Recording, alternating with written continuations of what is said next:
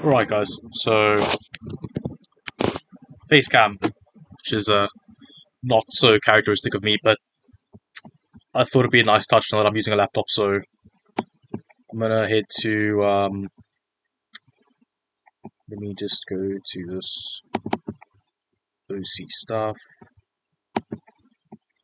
All right. So as you guys can see, I've taken it upon myself to write stuff for you guys. I did do this last night, but I ended up having to re-record. But as I said, took it upon myself to just write this out, and yeah, pretty much exactly what it is the new. Well, I wouldn't even say new. It's pretty much just a rehash of what it used to be, um, but just in writing, in plain writing. So it's you have everyone to see. VT3 is the updated version of Vector Transform on the Y Cruncher application. So I've had some information from some Discord members, and obviously my own experience testing it myself at Morgan's place on his setup. VT3 is quite tough, so I would recommend dumping Y Contra VST altogether. I don't think VST makes sense anymore, just because VT3 is that much harder. I think that it's smart to use something that's as difficult as possible, within reason, of course, just to make sure that you're getting as close to rock solid stable as you can. But again, guys, my testing procedure, it's never crazy. It's never like 6 hours, 24 hours. And there's really no need because, as I said before, I mean, guys that really were in the trenches, like back in the early days of DDR5, like we learned, like guys, like very early on, if you go look at chats from 2022 in like the beginning of the year or like end of 21, like we were in the trenches doing this, legwork, and it came up early on that the issue is the reboot. The issue isn't like some magical amount of tweaking you have to do and some length of period. It doesn't matter how long you test for. Like you could literally have a completely rock solid stable OC and game on it. Like I mean, literally game on it. Like that same day, and then the next day you wake up and it's completely like trashed.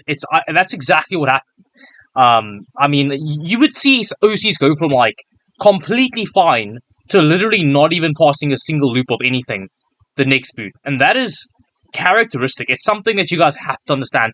Is it's not about duration testing. There's nothing you can do. It's the conditional changes. It's like how capable is your hardware of replicating the signal integrity required to keep you stable on the next boot, on subsequent boots. That's the thing. The issue, guys, is right. You have this technical concept of signal integrity, and that's what dictates how your setup runs. And with DDR5, just like in some video games, you have like a tiny, like sort of window. I wouldn't even call it a sweet spot, because a sweet spot indicates that like there's some magical group of settings, but there really isn't. Like there's no sweet spot. It's literally the sweet spot changes. It's like if the sweet spot's a goal in football, right? And I mean real football. And I mean real football. Like so you have real football. You have a goal. Trying to score a goal. The sweet spot is the goal, right? Well, the problem is that the goal is moving. Like you're moving the goal each time you boot. Like literally, each time you boot, each time you change the data rate, like you're pretty much moving the goalposts. It's like at this data rate, you can get away with this much, fudgery. This data rate, bit less. Next data rate, now it's like you're on the edge and you have to be dead accurate. The thing is, like, in some circumstances, you can't even hit certain data rates and certain timings. And as I've mentioned before so many times, a lot of people use really, really shitty timings. That's the fact of the matter. A lot of guys don't understand why their setups are never stable or why they can't pass whatever. Well, the fact of the matter is a lot of timings online are really bad. Like, a lot of configurations are just really poor. Like, they just have nonsensical timing parameters. People don't understand what they're doing. Like, the WTRs are really, like, problematic. And I see guys online all the time just being like, oh, set them by the tertiary. You have no idea what your board's equation is. Like, what is the point? I've never understood. It's like, it's so, like, unless you absolutely had to do it, and you had a method of, like, testing it, one-to-one. So, like, let's say with Morgan's setup, for example, Dragon Ball can read the MSI board's timings correctly, right? So you go into Dragon Ball, you can see the actual WTR value. So it makes sense to go back to BIOS, and you know that Dragon Ball is giving you the correct value because it's coded to your board. So you go back to BIOS, you set the tertiaries, and then you check what Dragon Ball says. That's fine, because now you have like a point of reference. The problem is like a lot of people just mash in any value, and they're just like, I don't know, I'm using Azeroth one day, I'm using Dragon Ball the next day. It's like, oh, I don't know what it is. It is what it is. Like I don't know what the WTR is. Who cares? It's stable. That's literally why people struggle so much, bro. It's the same. It's that mentality, and then like the whole TWR pre thing. Like fuck it, dude. Like just set TWR to 48 and be done with that. That's it. That's all you got to do. Just one value. It's always the same. It's like I don't know. But anyway, let me not rant. I'm not here to rant.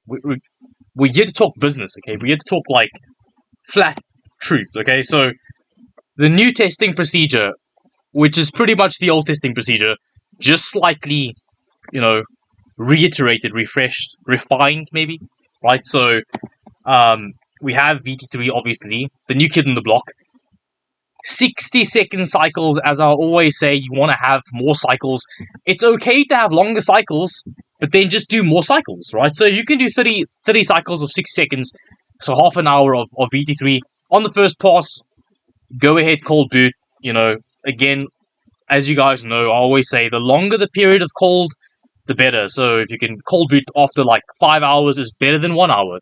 It's better than 15 minutes, better than 5 minutes, right? It's always better the longer you wait before you go and boot up again, right? And then, if you want to clear CMOS, that's thorough, and that's probably what you should be doing, because CMOS clears, they be, taking some OCs, people be like, stable AF, and then all of a sudden hit that CMOS button, and it's gone. It's completely gone. So, anyway, second pass, as you guys know, standard procedure, 45 to 60 cycles. Why? Just to, hammer the nail in the coffin, just to make sure that it's completely stable, okay? So, 45 to 60 cycles, like I said, do 6-second cycles. It makes way more sense. You get through the cycles faster. You can, wait for, you can get through errors quicker. You can error out faster. Like, I promise you that allowing the CPU to keep refreshing the workload and then having that IMC have to fire instructions more often, it's actually better for, testing that TX rail. So, like, pretty much just 45, 6 cycles on the second pass. And then once you're done with that, if you want to be a real trooper, I mean, you can cold boot. Like, you can. If you really want to, like, if you're really anal, then you should go for it. Like, cold boot again. But if you don't want to, it's fine. Go straight to TM5. We used to do 20 cycles, but you know what? The AMD guys do 25. So we do 25, right? So, like, I mean, well, that's like me saying I'm an Intel guy. Well, I'm actually an AMD guy now, technically. The last thing I OC was AMD, so I don't know. Technically, I'm both. I like both. Both are good. I actually like Ryzen 4. Ryzen 4th gen is nice. Zen 4 is nice. But anyway, 25 cycles. 20 was the old style, okay? The AMD guys, 25. Go check the AMD forum, I promise you. They do 25. Do 25. It will take you a while with, 48 gigs of RAM, so about like 2.5 hours, but whatever. It's fine, right? People say we weren't testing long enough. Cool, test longer, but like, within reason, guys. Like, if you can pass this, and I don't mean like fudging it, I mean like, if you can actually pass this, like, do VT3 for 30 cycles, don't change any settings, don't do anything crazy, and then just, cold boot after like a day, and go straight into second pass, and then pass again, 45 to 6 cycles, and then straight into one Osmus, 25 cycles, all the tests, the normal, the normal one Osmus default config, but like, more cycles. So like, instead of, 10, 20, 25, right? Well, if you want to do 50 cycles, go for it, but like, I don't think you have to, but whatever. I mean, if you want to, go for it. Like, but, I'm just saying, your timing's a dog shit, you might error after 5 hours. I'm just saying, like, be warned, your timings suck, or if your board is, like, on its knees, like, absolutely humbled and, like, begging you for, mercy, like, if your board is on its knees begging you to stop, like, just stop. It's fine. Like, I promise you, sacrifice 200 megatransfers. It's all good. It's all good. Like, don't worry about it. It's fine. Okay, so, anyway, that's the deal, guys. Same but different. Face cam. So yeah, guys, I'll check you whenever, and yeah, I don't know. Let's pray for better motherboards and better RAM. But anyway.